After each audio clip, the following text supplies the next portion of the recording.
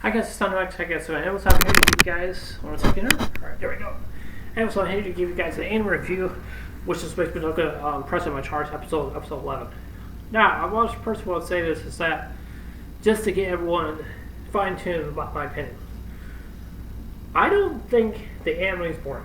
I don't think it's really not. Some people may agree that it is boring, or whatever, or anything like that. Some people may think that it really actually is, and stuff like that. And I don't find myself to basically think that it's a boring anime. I don't think it's not. I think it's something very enjoyable to basically watch. I mean, a lot of people would say like they expect this to be like a High School DxD or maybe a True Love Room basically in the anime and also small too, but it's just not. It just doesn't look like that. It does have a tons of fan service, it really does. But the person willing to say here is that I think this anime is very interesting to watch. It's very interesting to like also as well too, but it does have its mistakes. It's not perfect, and I understand some of the things that people may say that they just don't agree based on the extent of the anime. And one thing I want to say here, I'm not going to mention this YouTuber, but he personally just basically said like, that the anime was just kind of like dragging his feet and not really based just to see a love connection basically going on. The problem I do have with this anime, which I think this is going to be the final conclusion based of episode 12, which I definitely do think. I think the MC is going to get with Mono-chan. I think he is. I'm not really actually so sure 100% sure. I really do not know if that really basically is going to happen or not. If it does not happen, it's not like it's the end of the world.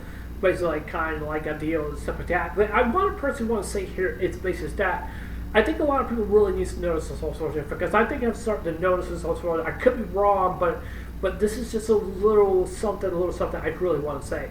Now, when it comes to Mono-chan kind of describes herself as basically the queen bee. So here's a hint for everyone to understand.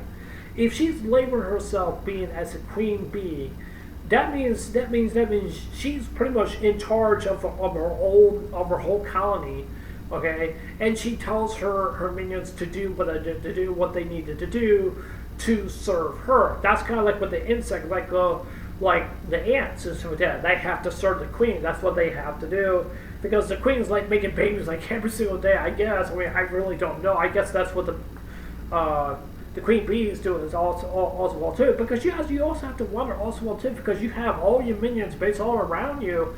I mean, basically all around. I mean, like if the queen bee were to die, then guess what? The bees will probably just get all confused and say like, what's going to happen, because they may not survive. I think it's very important for a queen of a bee to really just to make sure that she does not die. If she, like I said before, if she was die, and then that means the colony will just basically get really confused and they don't know what to do, and then guess what? They're dead also as well too, because they need to have the queen. That's what it basically feels to me, basically in regards of this episode. That's what it feels to me. She kind of labels herself as the bee because she wants people to notice her or anything like that. But I really don't see it really basically that way, because she says like, I'm the perfect thing. That means what she means is that she's the perfect girl, basically for other different people that may like her. I totally disagree with that, and the reason why I'm saying it, because there's a lot of pretty girls all over the world. I mean, there's really a lot. I mean, there's a lot of fish in the sea for somebody that they really want to go out with, or anything like that. There's a lot. There's really a lot. I don't consider someone to being perfect or anything like that. I don't consider a relationship being perfect. It's not.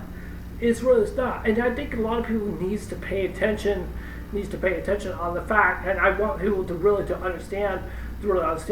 It's not, this anime is not perfect. It's not. I think a lot of people needs to understand that one thing I didn't really like about this episode was kind of like a force of a situation where is she really actually going to confess to the MC or not? or maybe she's just denying the fact because it's saying like, oh, I'm not in love with the MC because I have nothing to do with it. That's kind of like saying you don't have nothing to do with everybody else also too. That's what it feels to me. That's what I generally think. And stuff, you know. And I want to say right here, it says I've seen these patterns for for quite some time when it comes to real life and also anime, also movies, also too.